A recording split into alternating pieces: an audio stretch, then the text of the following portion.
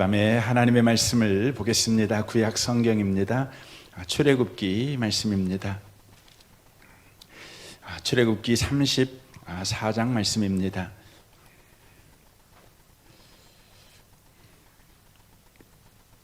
출애굽기 34장입니다. 1절 말씀부터 9절까지 기록된 말씀을 보겠습니다. 출애굽기 34장 1절부터 9절까지입니다. 같은 목소리로 기록된 말씀을 읽을 때 하나님의 음성을 듣는 복된 시간 되시길 바랍니다. 읽겠습니다. 여호와께서 모세에게 이르시되 너는 돌판 둘을 처음 것과 같이 다듬어 만들라.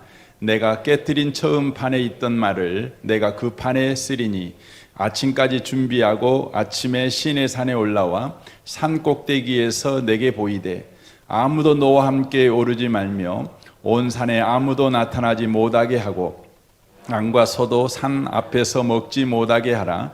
모세가 돌판 둘을 처음 것과 같이 깎아 만들고 아침에 일찍 일어나 그 두 돌판을 손에 들고 여호와의 명령대로 시내산에 올라가니 여호와께서 구름 가운데에 강림하사 그와 함께 거기 서서 여호와의 이름을 선포할세. 여호와께서 그와 앞으로 지나시며 선포하시되 여호와라 여호와라 자비롭고 은혜롭고 노하기를 더디하고 인자와 진실이 많은 하나님이라. 인자를 천대까지 베풀며 악과 과실과 죄를 용서하리라. 그러나 벌을 면하지 아니하고 아버지의 악행을 자손 3, 4대까지 보응하리라. 모세가 급히 땅에 엎드려 경배하며 이르되 주여 내가 주께 은총을 입었거든 원하건대 주는 우리와 동행하옵소서. 이는 목이 뻣뻣한 백성이니이다. 우리의 악과 죄를 사하시고 우리를 주의 기업으로 삼으소서. 아멘. 아멘.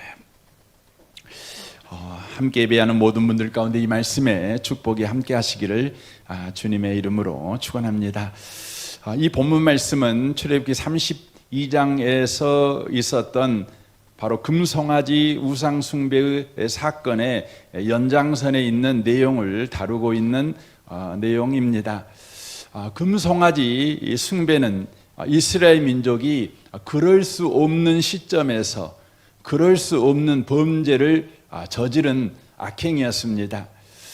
그럴 수 없는 시점이라는 것은 이스라엘 백성들이 노예되었던 애굽에서 하나님의 큰 구원과 능력을 통해서 해방되었습니다. 여러분 그냥 한두 번의 어떤 사건을 통해 구원을 받은 것이 아니라 10가지나 되는 하나님의 크신 구원의 역사를 보므로 그들이 구원을 받았습니다.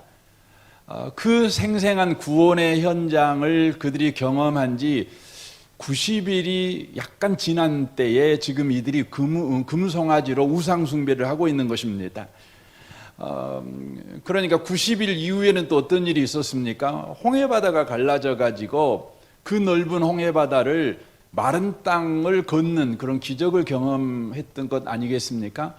그들은 광야에 들어와서도 여러분 바위에서 생수가 터져 나와서 해갈되어지는 은혜를 경험했습니다. 농사 지을 수 없는 땅임에도 불구하고 그들은 굶지 않았지요. 왜냐하면 아침마다 바로 만나가 그들에게 내려왔기 때문에 그렇습니다. 그들은 전쟁 준비에 이골이 나 있는 아말렉과 전쟁을 했습니다. 400년 동안 그들은 노예 생활만 했기 때문에 연장만 들고 살았지 무기를 들고 살아본 적이 없습니다. 그런데 아말렉과 전쟁에서 그들은 승리케 하신 하나님을 경험했습니다.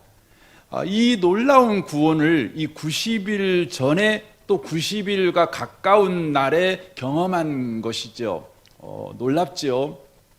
여러분 90일 사이에 이만큼의 여러분이 기적과 이적을 경험했다면 여러분이 당상나무 앞에서 제사 드리겠습니까?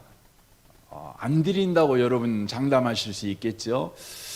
아마 여러분에게 어떤 일이 있다고 해도 여러분들은 여전히 하나님을 의지하고 하나님께 구원을 구하는 그리스도인의 신실한 삶을 저와 여러분이 여전히 살아갈 거라는 생각을 합니다. 그런데 이스라엘은 안 그랬습니다.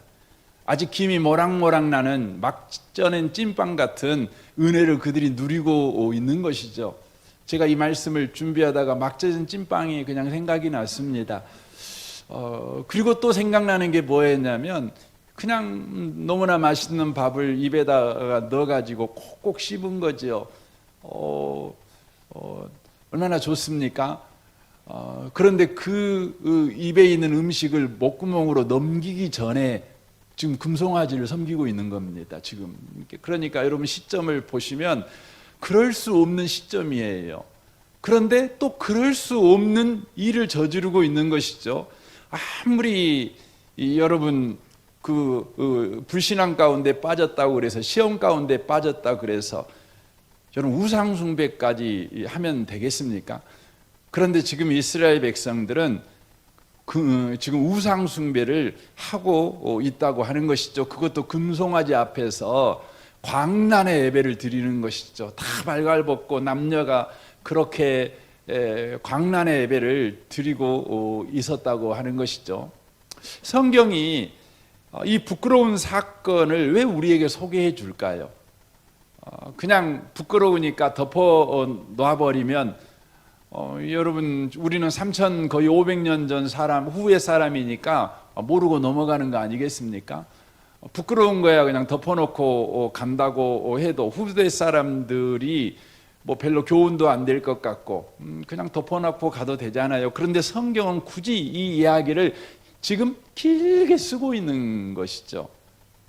그 의도가 뭡니까? 그것은 인간이라는 존재, 그 인간이라는 존재가 어떤 처지와 형편 그리고 수준에 있는지를 여과 없이 우리에게 보여주고 있다는 것입니다. 나는 안 그래, 그렇게 우리가 말하지 못하도록 금방 은혜를 받은 사람들, 그것도 한두 번의 은혜를 받은 것이 아니라 걸음걸음마다 기적과 이적을 경험한 그들마저 이렇게 우상 숭배를 하고 있다는 것이죠. 너도 다르지 않다, 인간은 다르지 않아, 이것을 바로 보여주는 것입니다. 만약 우상 숭배하는 이스라엘을 보면서 어떻게 사람이 그럴 수 있느냐고 여러분 비난하고 분노한다면, 우리를 구원하신 방법이 오직 하나님이신 예수님이 죽어야만 한다는 이 엄연한 진리를 모르는 사람과 똑같습니다. 구원을 오해하고 있는 것과 똑같습니다. 사랑하는 성도 여러분, 우리에게 왜 구원이 필요할까요? 왜 우리에게 복음이 필요할까요? 그것은 저와 여러분의 처지와 현실이 하나님의 진노 아래에 있는 삶을 지금 살아가고 있기 때문에 그렇습니다. 우리의 실력이, 우리의 처지가 하나님의 진노를 벗어날 수 없는 현실 가운데 놓여 있다는 것입니다. 그렇기 때문에 저와 여러분에게 복음이 필요합니다. 어떤 분들은 예수 믿고 천국 갑시다, 이 말이 너무 은혜스러워서 예수 믿었다는 분도 계실 수 있습니다. 예수 믿고 천국 가야지요. 하지만 여러분, 저와 여러분에게 복음이 필요한 건 예수 믿고 천국 가기 위함도 있지만 당장에 우리의 실력이, 우리의 처지가, 우리의 형편이 하나님의 진노를 받을 수밖에 없는 그런 바로 삶을 살아가고 있기 때문에 우리에게 구원이 필요하고 복음이 필요합니다.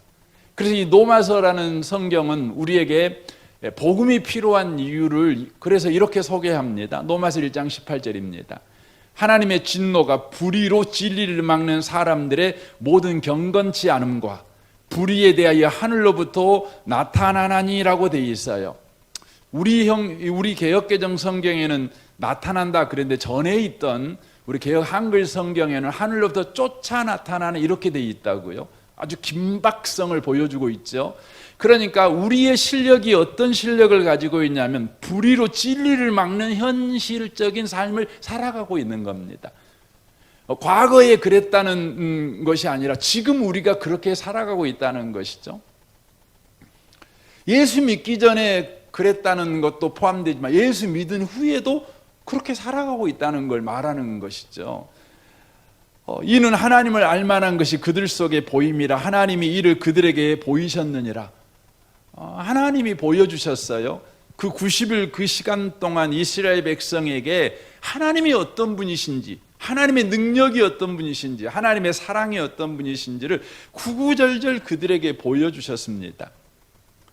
우리에게도 마찬가지죠.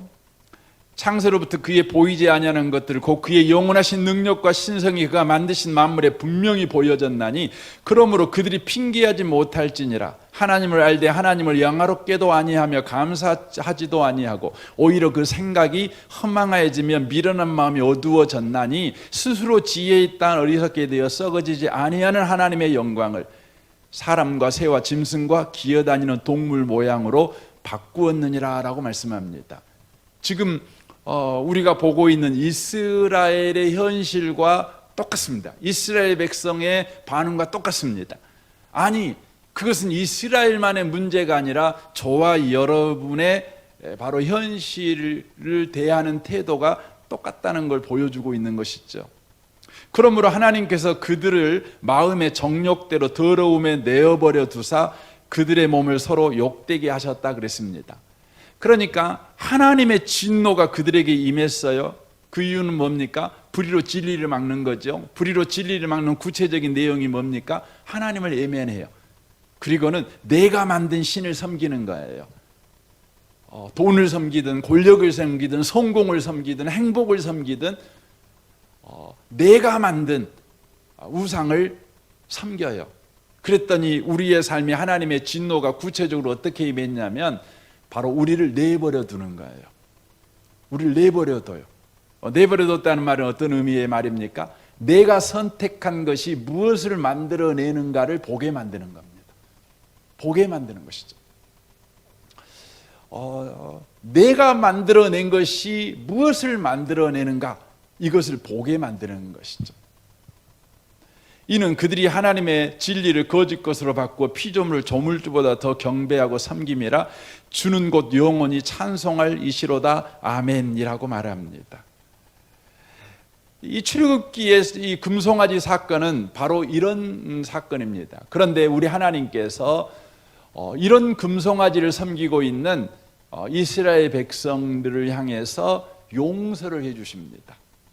용서하시죠. 오늘 우리가 34장에서 1절부터 7절까지 보시면 우리 이 앞주에 이 부분을 나눴으니까요, 하나님이 용서해 주십니다. 근데 용서해 주시는 방법이 뭐냐면 하나님이 누구인지를 소개하는 것입니다. 그리고 소개한 하나님과 범죄한 우리와 어떤 관계인지를 또 말씀해 주십니다. 그리고 마지막으로는 그 하나님께서 우리를 향해서 어떤 계획을 가지고 계신지를 말씀을 해주는 것이죠. 이렇게 용서를 하는 것입니다. 여러분, 용서라는 것은 하나님께서 그냥 용서하노라, 이게 용서가 아니죠. 하나님이 이 용서는 어떤 거냐면 하나님이 누구인가를 소개하고, 그리고 우리와 관계가 어떠하고 우리의 미래에 대한 어떤 계획을 세웠는가를 말씀하심으로 하나님이 우리를 진정으로 용서를 해주는 것이죠. 이 용서를 받고 난 이후에 반응을 지금 우리가 8절부터 9절 이 모세의 반응을 우리가 보게 됩니다. 8절 보십시오. 모세가 급히 땅에 엎드려 경배하며 라고 되어 있습니다. 급히 땅에 엎드립니다. 하나님이 용서하신다는 것이죠. 그리고 하나님께서 이스라엘 백성에게 약속하신 약속대로 그들과 함께 가나안 땅에 가주겠다, 이렇게 말씀해 주시니까 땅에 탁 엎드려 경배합니다. 그리고 나서 이렇게 말을 합니다. 기도하지요. 주여, 내가 주께 은총을 입었거든 오나건대 주는 우리와 동행하옵소서. 이는 목이 뻣뻣한 백성이니이다. 우리의 악과 죄를 사하시고 우리를 주의 기업으로 삼으소서라고 말합니다. 주님이 용서한다고 말해줬더니 모세가 뭐라고 말하고 있습니까? 주님이 용서해 주셔서 너무 감사합니다. 다시는 그런 죄 안 범하겠습니다. 지금 이렇게 기도하고 있습니까? 그렇게 기도하고 있는 게 아니에요. 여러분이 누군가에게 용서를 받으면 여러분은 어떻게 반응하겠습니까? 당연히 이렇게 반응하죠. 아이고, 너무 감사합니다. 다시는 그렇게 죄 안 지을게. 우리 자식들한테 우리가 그걸 요구하잖아요. 잘못했다고 얼른 빌어. 다시는 안 한다고 말해. 말 안 하고 고집 피우는 자식에게 부모는 더 열받잖아요. 그래서 거짓골이라도 어쨌든 다시는 안 하겠다고 말을 받아내죠. 항복을 받아내는 거 아닙니까? 우리는 그런 대답을 듣기를 원하고, 또 우리가 그런 대답을 함으로 우리 부모를 만족시킬 수 있다는 훈련을 우리가 되게 많이 받아왔습니다. 그래서 하나님에게도 하나님이 내가 너를 용서하노라 그러면 우리는 아이고 하나님 용서해 주셔서 감사합니다. 다시는 그런 죄 안 지을게요. 이렇게 하는 반응이 옳다고 생각을 합니다. 그런데요, 모세의 반응은 전혀 달랐습니다. 전혀 달랐습니다. 이런 거입니다. 하나님, 용서해 주셔서 너무너무 감사합니다. 그런데요, 주님이 용서해 줬다고 해도 저는 또 이 죄를 지우고 살아갈 수밖에 없는 수준의 실력을 가진 사람입니다. 그러니 하나님이 나와 함께 해주셔야 합니다. 그렇지 않으면 저에게는 죄 안 지을 방법이 없습니다. 그러니 주님, 나를 하나님의 기업으로 삼아 주십시오. 하나님의 기업이라는 말은 뭐냐면 하나님의 사업체, 하나님의 밭으로 삼아달라는 것입니다. 그러니까 이런 말이죠. 하나님께서 나를 밭으로 삼으셔서 농부가 밭을 기경하듯이 내 삶을 돌봐주시고, 사장이 회사를 경영하듯이 내 삶을 주님 보살펴 주셔야 합니다. 이걸 지금 구하고 있는 것이죠. 이걸 구하고 있는 것입니다. 이 모세가 왜 그렇게 기도하고 있을까요? 그 이유는 우리는 대부분 이렇습니다. 예수 믿고 구원받았어요. 구원받았죠. 우리는 여기서부터 사실은 잘못된 개념을 많이 갖고 있거든요. 우리가 구원받은 것은 내가 믿어서 구원받았다고 생각을 해요. 그래서 내가 믿음이라는 조건을 충족시켜 주니까 하나님께서 구원을 줬다, 이렇게 생각을 하죠. 하지만 성경은 그렇게 말하지 않습니다. 우리가 구원받은 건 은혜로 구원받았어요. 은혜로 구원받은 거예요. 은혜로. 그럼 믿음은 뭡니까? 믿음은 뭡니까? 여러분과 제가 은혜로 구원을 받으니 우리의 삶에 믿음이 생긴 거예요. 은혜가 먼저고 구원이 먼저예요. 그리고 믿음이 생긴 거예요. 그래서 성경 에베소서에서는 그렇게 말하잖아요. 은혜로 말미암아 믿음이 있었다는 거예요. 그런데 우리가 더욱 우리에게 문제가 있는 건 어떤 거냐면, 이제 은혜로 구원받았다는 것을 어찌든 이제 우리가 인정을 합니다. 그러면 이제 구원받은 우리는 어떻게 살아가야 되는가? 구원받은 우리는 어떻게 그리스도인의 삶을 살아가야 되는가? 라는 그 질문 앞에서 대부분 우리가 하나님 말씀대로 살아야지요. 우리가 열심히 신앙생활 해야지요. 그러므로 하나님이 우리를 구원시키신 그 은혜에 보답하는 것 아니겠습니까?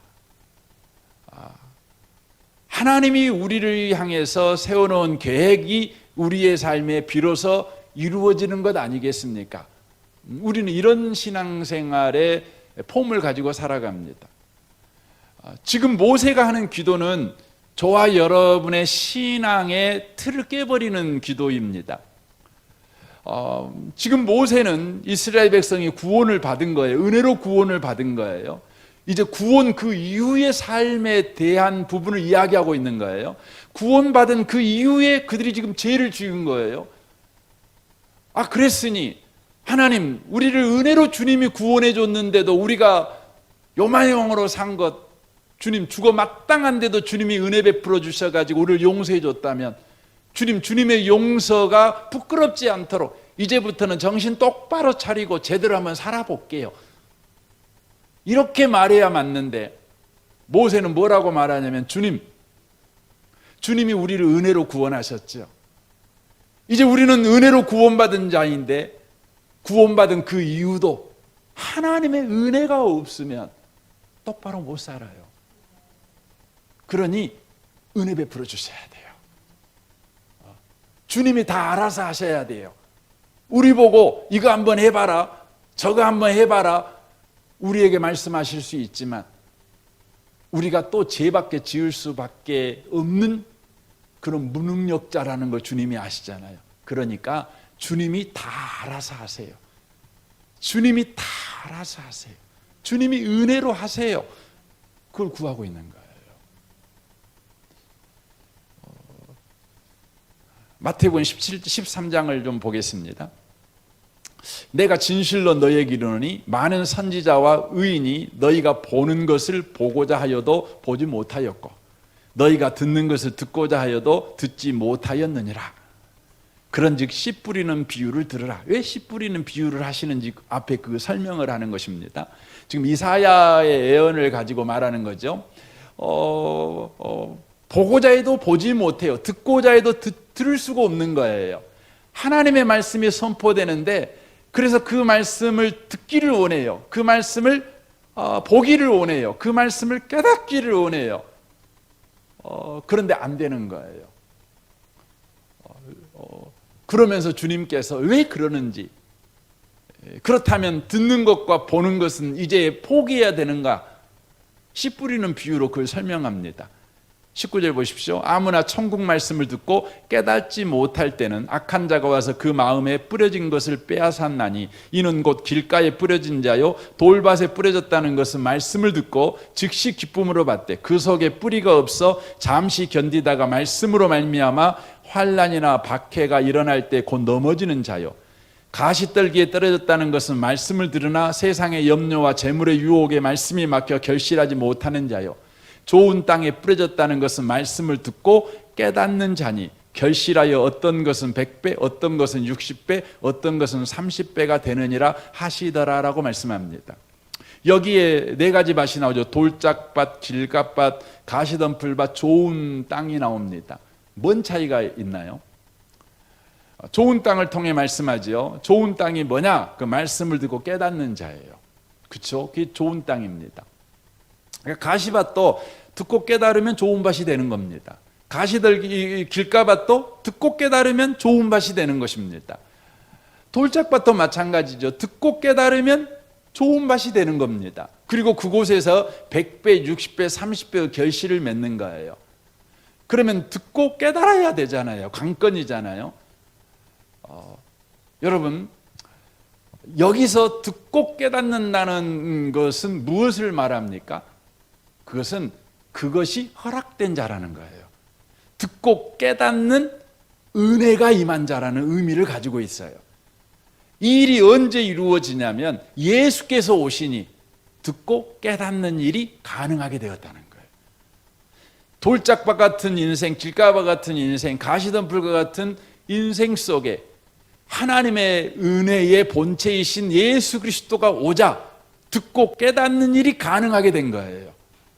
이게 구원이에요. 이게 은혜예요. 이게 예수가 오신 이유라는 것이에요. 예수가 오시자 은혜가 임한 거예요. 예수가 오시자 구원이 임한 것이죠. 예수가 오시자 바로 저와 여러분의 삶이 하나님과 관계가 정상화되어지는 일이 벌어진 거예요. 이것은 우리가 구원받기 전에도 그러하고 구원받은 이후에도 그렇다는 거예요. 사랑하는 성도 여러분, 우리가 이걸 놓쳐버리면 안 돼요. 저와 여러분에게 하나님의 은혜가 구원이 가능하게 만들었고 구원 이후의 삶도 가능하게 만들었다는 거예요. 예수가 바로 저와 여러분으로 하여금 나무이신 주님에게 붙어있게도 만들었고 가지에서 열매가 맺는 생활도 가능하게 만들었다는 거예요. 이게 하나님의 은혜라는 거죠. 요한복음 3장 16절을 보겠습니다. 하나님이 세상을 이처럼 사랑하사 독생자를 주셨으니 이는 그를 믿는 자마다 멸망하지 않고 영생을 얻게 하려 하심이라고 되어 있어요. 늘 우리는 이 본문을 보면서 습관적으로 그를 믿는 자를 조건으로 봅니다. 그러나 조건이 아닙니다. 17절을 보면 정확하게 알 수 있습니다. 17절 보십시오. 하나님이 그 아들을 세상에 보내신 것은 세상을 심판을 하심이 아니요 그로 말미암아 세상이 구원을 받게 하려 하심이라라고 말씀하십니다. 예수님이 이 땅에 오신 것은 구원의 조건을 요구하기 위해서 오신 것이 아니에요. 믿음을 요구하기 위해서 이 땅에 오신 것이 아니라 그로 말미암아라고 말씀하셔요. 이는 예수님이 친히 조건이 되어 세상을 구원하신다는 걸 말하는 것입니다. 세상에게 조건을 요구하신 것이 아니라 구원을 주어버린 거예요. 구원을 줘버린 거예요. 기억하셔야 돼요. 뭘 기억하셔야 되면 예수님께서 우리에게 구원의 기회를 주시려고 오신 분이 아니라 구원을 주려고 오신 분이라는 걸 꼭 기억하셔야 돼요.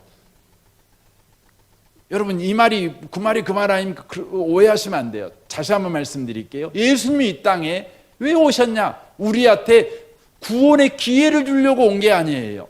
그래서 믿음이라는 조건을 가진 자가 구원을 얻게 만들려고 오신 것이 아니라 믿음이 없는 자, 하나님에게 무관심한 자, 하나님에게 관심 없는 자에게 우리 주님께서 바로 은혜로 구원을 주려고 오신 거라는 거예요. 이걸 여러분 꼭 기억하셔야 됩니다. 이것이 하나님의 은혜죠. 이게 하나님의 지혜고 하나님의 능력입니다.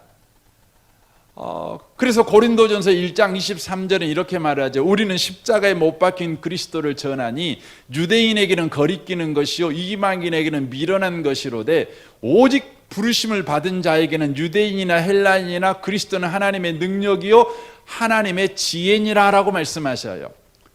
하나님의 어리석음이 사람보다 지혜롭고 하나님의 약하심이 사람보다 강하니라. 형제들아 너희를 부르심을 보라. 육체를 따라 지혜로운 자가 많지 아니하며 능한 자가 많지 아니하며 문벌 좋은 자가 많지 아니하도다.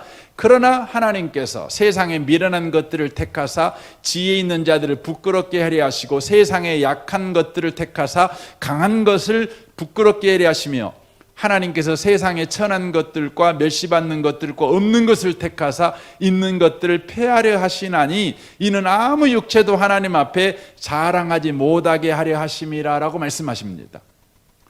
헬라인이나 유대인들은 구원이라는 것은 조건과 자격을 가진 자에게 주시는 것이다라고 생각했죠.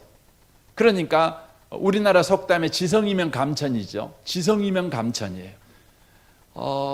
하늘을 향해서 열심을 가져야 하늘이 감동해 가지고 우리한테 뭔가를 주는 거예요. 그러니까 하늘을 열심히 감동시키는 조건과 자격을 가져야 하늘이 반응하는 거예요.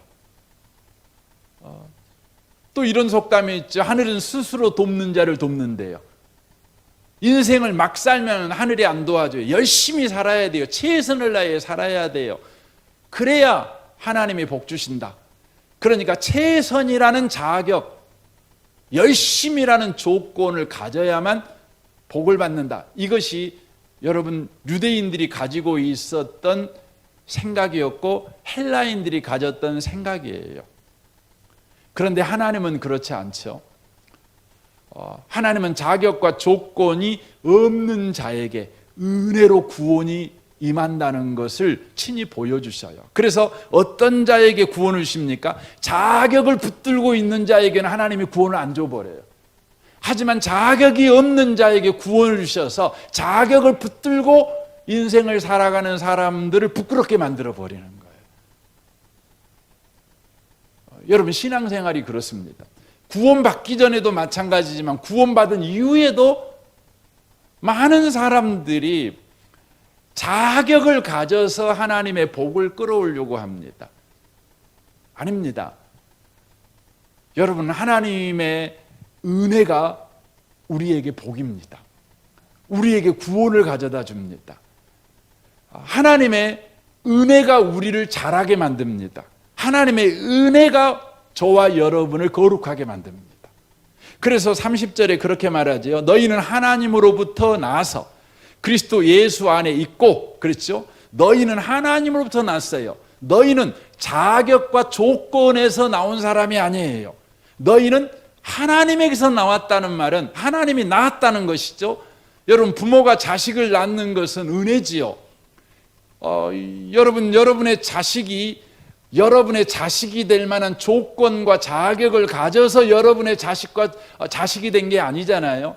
그래서 여러분의 자식이 되는 데는 10년이 걸리고 20년이 걸린 것이 아니라 낳았어요. 은혜로 낳아서 자식이 된 거예요. 그냥 저와 여러분은 하나님으로부터 나서 예수 안에 있죠. 예수 안에 있다는 말은 구원 안에 있다는 거예요. 은혜로 저와 여러분은 구원 안에 있는 거예요. 예수는 하나님으로부터 나와서 우리에게 지혜와 의로움과 거룩함과 구원함이 되었으니, 여러분, 예수는, 구원은, 또 은혜는 하나님으로부터 나왔죠. 그래가지고 우리에게 지혜와 의로움과 거룩함과 구원함이 되셔요. 기록된 바 자랑하는 자는 주 안에서 자랑하라 함과 같게 하려 함이라 라고 말씀하십니다. 그래서 여러분, 성경을 보시면 믿음의 반대말이 뭐예요? 우리는 불신앙이라고 생각하죠. 아닙니다. 믿음의 반대는 뭐냐면 자랑이에요. 자기를 자랑하는 거예요. 그래서 로마서에 보시면, 여러분 4장부터 쭉 읽어보시면 믿음의 반대가 자랑인 걸 알 수 있어요. 믿음은 뭐냐? 하나님이 다 하셨습니다. 하나님이 다 하셨습니다. 하나님을 자랑하는 거예요. 근데 믿음이 없는 사람은 자기를 자랑해요. 그래서 불신앙이라는 것은 자기를 자랑하는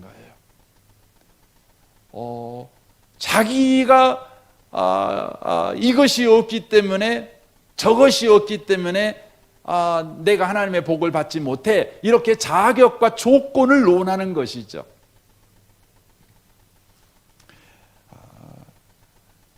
신약에 보면 유대인들, 특별히 바리새인들은 이 하나님의 구원 진리를 외면했어요. 은혜로 구원받는다. 그리고 구원받은 자도 은혜로 거룩해지고, 은혜로 의로워지고, 은혜로 복받고, 은혜로 하나님 안에 그 놀랍고 풍성한 삶을 살아간다. 이걸 외면했어요.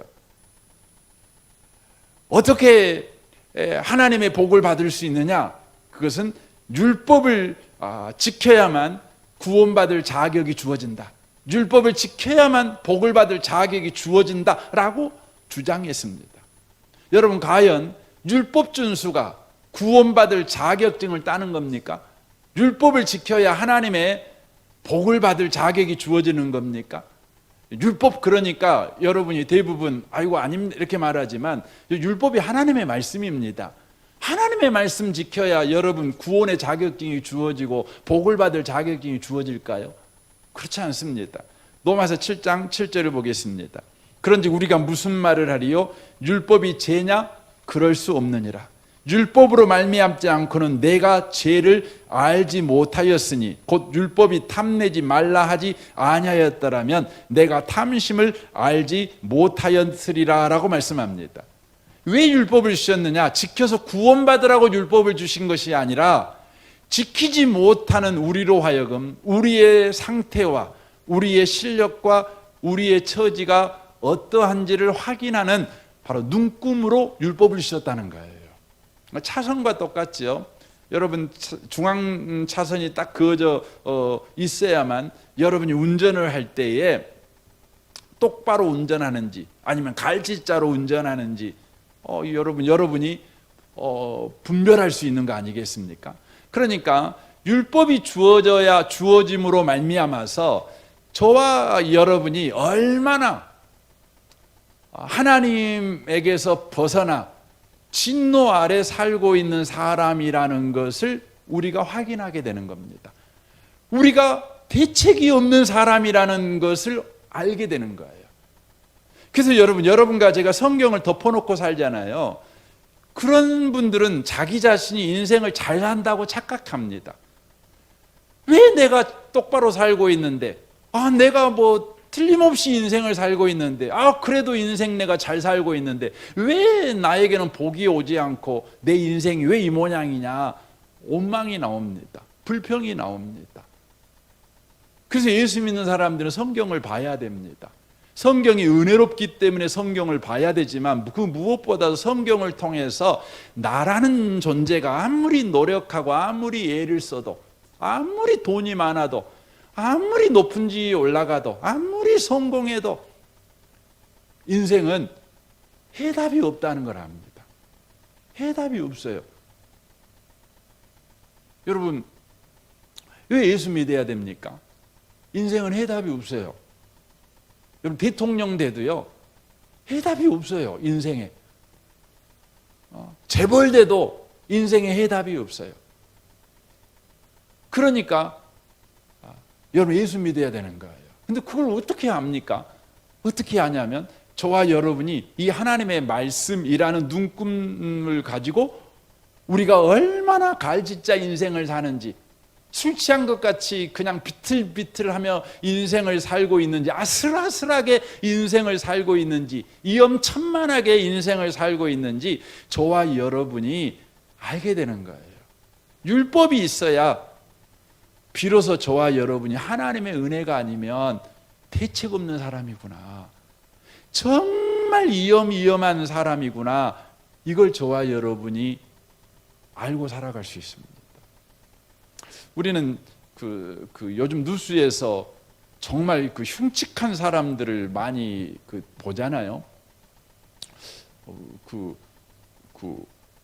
오늘 제가 보니까 어떤 자식이 58세 먹은 아들이 85세인가요?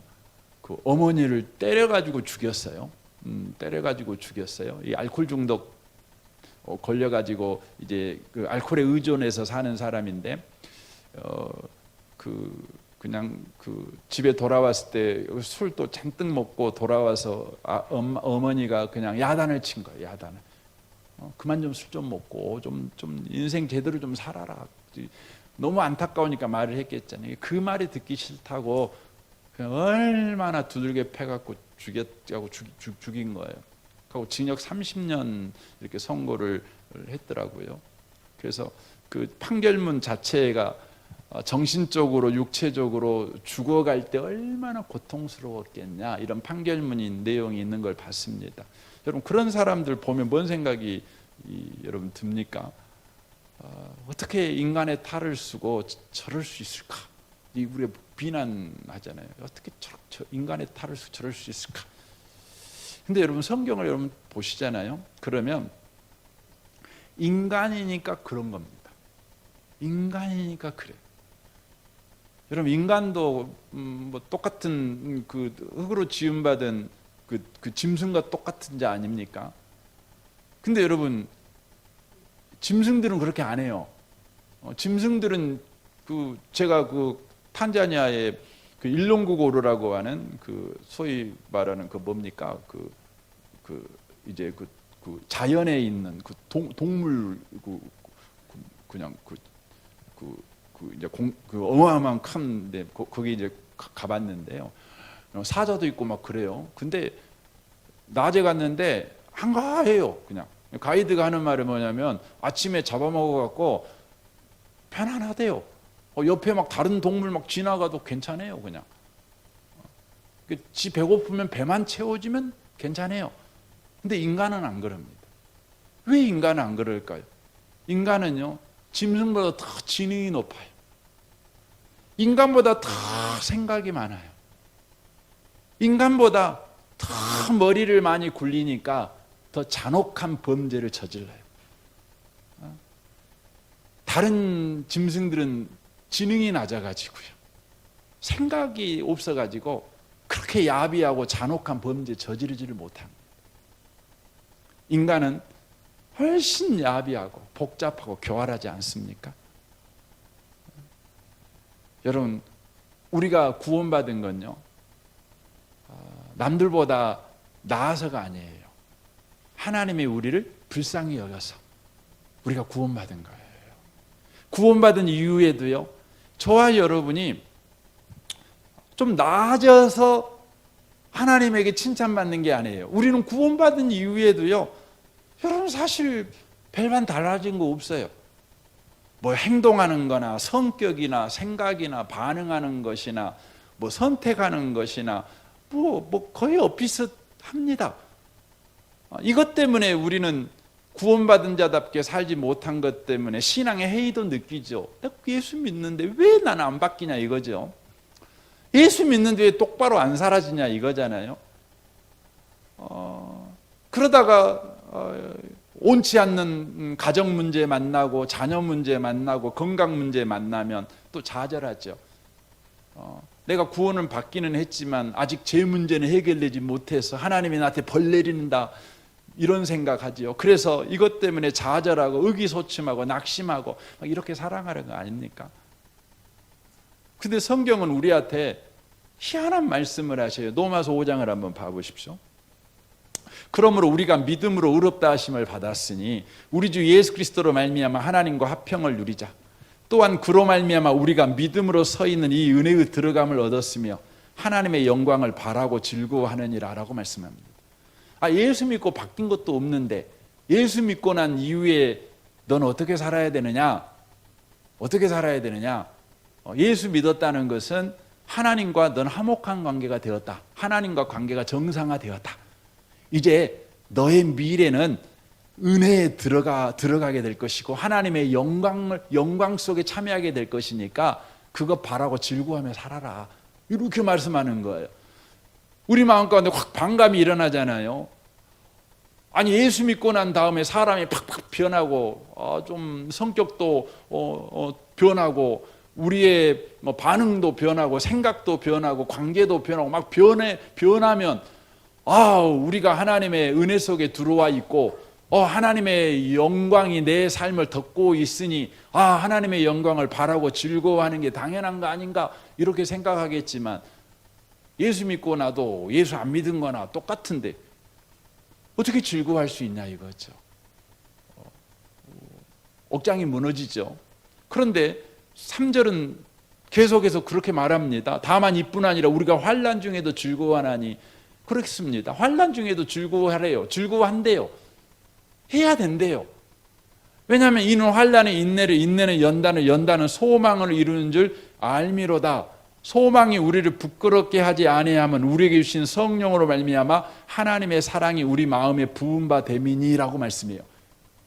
여러분 예수 믿고 나서 바뀐 게 하나도 없는데 그것 때문에 좌절하지 말고 기뻐하며 살아요 그냥.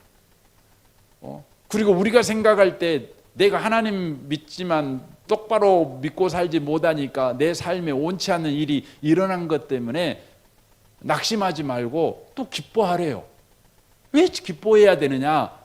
그 이유를 말하는데 5절 다시 한번 보겠습니다. 소망이 우리를 부끄럽게 하지 아니함은 우리에게 주신 성령으로 말미암아 하나님의 사랑이 우리 마음에 부은 바 됨이니. 예수 믿고 난 이후에 네가 즐거워해야 될 이유는 너의 변화에 있는 것이 아니라 하나님의 사랑이 너의 삶에 여전히 역사하고 있기 때문에 그렇게 말씀하고 있는 거예요. 여러분, 여러분이 구원받은 이후에 여러분의 삶을 관망할 때에 여러분의 변화에다가 기준을 두는 신앙생활이 아니라 하나님의 사랑에다가 기준을 두는 신앙생활을 꼭 하셔야 되는 겁니다. 이걸 말씀하는 것이에요. 그러니까 네가 은혜로 구원받았다. 그렇다면 구원받은 이후에도 하나님의 은혜로 살아가는 것이다. 그래서 하나님의 은혜가 너의 삶 가운데 부어지고 있다는 것을 기억한다면 너의 변화와 상관없이 너에게 일어난 일과 상관없이 너는 즐거워하며 기뻐하며 살아갈 수 있다 말씀합니다. 그래서 그 하나님의 은혜를 여기에서는 뭐라고 표현했다고요? 사랑이라고 표현을 했어요. 사랑. 여러분 왜 사랑이라고 하나님의 은혜를 왜 사랑이라고 표현을 했을까요? 여러분 사랑이라는 것은 어떤 특징이 있냐면 상대에게 조건과 자격을 요구하지 않아요. 상대방에게 변화를 요구하지 않아요. 여러분 연애할 때요, 사랑에 푹 빠졌을 때는요, 상대방의 변화에 관심이 없어요. 그냥 다 좋아요. 그냥 다 좋아.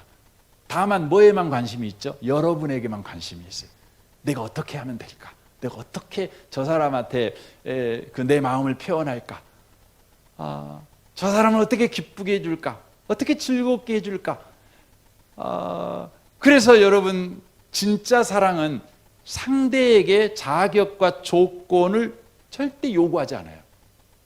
다만 사랑하는 자가 사랑하는 일을 위해서 열심과 헌신과 또 자기가 가지고 있는 모든 것을 투자하는 것밖에 없어요.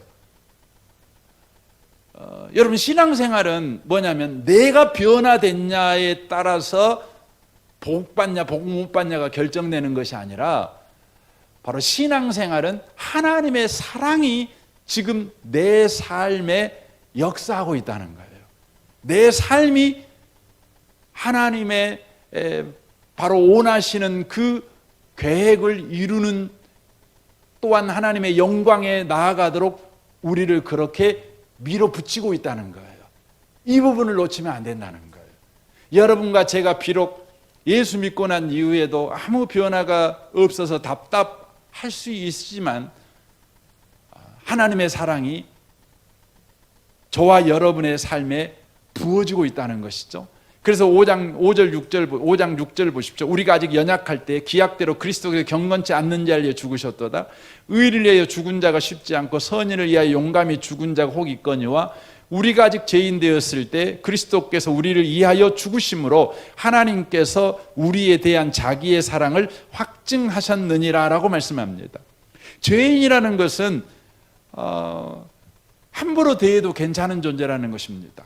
없는 사람 취급해도 되는 존재라는 것이죠. 그를 위해서 뭔가 가치 있는 일을 할 필요가 없는 존재가 죄인이라는 의미입니다. 그런데 여기 보니까 그리스도께서 이 죄인인 우리를 위하여 죽었대요. 우리를 위하여 죽었대요. 이게 사랑입니다. 그러니까 우리를 위하여예요. 우리에게 자격과 조건을 묻는 게 아닙니다. 그냥 우리를 위하여 주님께서 죽어주셨어요. 그리하여서 우리에 대한 하나님의 사랑을 확증하셨다는 것이죠. 여러분, 이게 정말 납득이 잘 안 가는 말입니다. 그래서 우리는 복음을 들으며 즐거워할 수가 없어요. 도리어 복음을 들으면 이해가 안 되는 겁니다. 어떻게 죄인을 위해서 죽냐는 거죠. 요즘 요즘 젊은이들한테 대세가 방탄소년단이잖아요. BTS지 않습니까? BTS. 그 친구들이 이제 곧 군대를 이제 가야 되잖아요. 그래서 요즘 뭐 청와대 게시판에도 BTS는 나라를 위해서 대단히 노력한 사람이니까 군대 문제 해결해 주자, 이렇게 막 하는 거 아닙니까? 근데 이제 이 사람들은 자기들은 군대 가겠다 이렇게 말하고, 국방부에서도 군대 가야 된다는 것이죠. 그랬더니 많은 사람들이 내가 대신 군대를 갈 테니까 면제해 주라, 이렇게 막 쓰는 걸 이렇게 봤습니다. 여러분, 누구를 대신해서 군대 간다는 게 쉬운 일입니까? 국가가 자기를 불러가고 군대를 가도 군대 간 것이 정말 힘들잖아요. 그런데 남을 위해 군대 간다는 게 즐거울 수는 없죠. 그런데 BTS를 위해서는 기꺼이 군대를 가겠대요. 좋아하는 것이죠. 그럴 수 있습니다. 그런데요, 여러분, 죄인을 위해서는 그럴 수 없는 것이에요. 그럴 수 없는 것이에요. 그런데요, 죄인을 위해서 우리 주님이 죽었어요. 왜냐하면 주님께서 사랑하기 때문에. 사랑하기 때문에. 이거 외에는 다른 이유가 없다는 거예요. 여러분과 제가 신앙생활할 때 한시도 이 부분에 대해서는 타협을 하시면 안 돼요. 여러분의 변화에나 여러분의 성장이나 여러분의 어떠함에다가 여러분의 미래의 희망을 걸면 안 돼요. 다만 하나님의 사랑에다가 여러분의 미래의 희망을 걸으셔야 돼요. 여러분의 미래를 볼 때, 아니 여러분의 현재를 볼 때에도 하나님의 사랑이 지금 일하고 있다. 여기에서 희망을 우리가 고백하고 우리가 감사하고 찬양하는 것입니다. 왜냐하면 하나님의 사랑은 절대 실패할 수가 없기 때문에 그렇습니다. 그래서 로마서 8장 31절은 이렇게 말하죠. 그런즉 이 일에 대해 우리가 무슨 말하리요? 만일 하나님이 우리를 이해하시면 누가 우리를 대적하리요? 자기 아들을 아끼지 아니하시고 우리 모든 사람을 위하여 내주시니가 어찌 그 아들과 함께 모든 것을 우리에게 주시지 아니하시겠느냐라고 말씀합니다. 누가 능히 하나님께서 택한 자들을 고발하리요? 의롭다 하신 이는 하나님이시니 누가 정죄하리요? 죽으실 뿐 아니라 다시 살아나신 이는 그리스도 예수시니 그는 하나님 우편에 계신 자요 우리를 위하여 강구하시는 자신이라고 말씀합니다. 여러분 인생에서 여러분을 누가 가장 많이 고발하며 누가 가장 많이 정죄합니까? 여러분 남편일 수 있고 자식일 수 있고 아내일 수 있겠죠. 하지만 실상은 여러분 자신이죠. 여러분 자신이 여러분을 가장 많이 고발합니다. 가장 많이 정죄합니다. 너는 웃을 자격이 없어.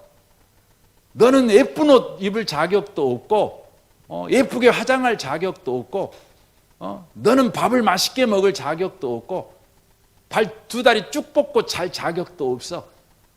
네가 오늘 산 하루의 삶을 뒤돌아봐. 너의 행동을 봐봐. 네가 다른 사람을 대하는 태도를 봐봐. 그 모양으로 살면서 다리 뻗고 살고 싶냐? 끊임없이 고발합니다. 우리가 구원받았지만 구원받은 이후에 아무것도 변화되지 않은 우리, 이스라엘 백성이 그 놀라운 구원을 경험했음에도 불구하고 금송아지를 만들어 그 앞에서 광란의 파티를 열어버렸죠. 하나님이 용서해 줬지만 모세는 하나님 앞에 말합니다. 용서해 줬으니 지금부터 잘 살아볼게요. 하나님 한번 기대해 주세요. 한번 참아 주세요. 그렇게 은혜 받고도 잘못 살면 우리는 정말 사람도 아닙니다. 그러니까 한번 하나님 기대 좀 해줘 보세요. 이렇게 기도하지 않았습니다. 하나님, 우리가 구원받기 전에도 하나님의 은혜로 구원받았고 구원받은 이후에도 우리에게는 아무 기대할 것이 없습니다. 우리에게는 아무 능력도 없습니다. 다만 하나님의 은혜가 우리를 하나님이 원하시는 그 영광스러운 삶으로 이끌어갈 뿐입니다. 그러니 하나님 우리 떠나지 마세요. 하나님 우리를 하나님의 밭으로 여기시고 우리를 계속해서 다루어 주세요. 저와 여러분이 이 밤에 주께 구해야 될 것입니다. 주님이 없으면 안 돼요. 주님의 은혜가 있어야만 해요. 주님이 나의 대책입니다. 주님 나에게 뭐 기대하지 마세요. 아시잖아요. 내가 뭔가 변화될 거라고 기대하지 마세요. 주님 없이는 나는 안 됩니다. 또 제 집습니다. 주님이 용서해 줬지만 용서해 줬다고 해갖고 내가 변화될 것 같습니까? 주님 안 됩니다. 그러니 나를 떠나지 마시고 나를 주의 기업으로 삼아 주옵소서. 이 밤에 다시 한번 주의 사랑에 매여 있는 여러분의 신앙생활을 기억하시고 그렇게 주님에게 기도할 줄 아는 복 있는 분들이 다 되시기를 주님의 이름으로 축원합니다. 아멘. 우리 같이 이 시간 기도하기를 원합니다.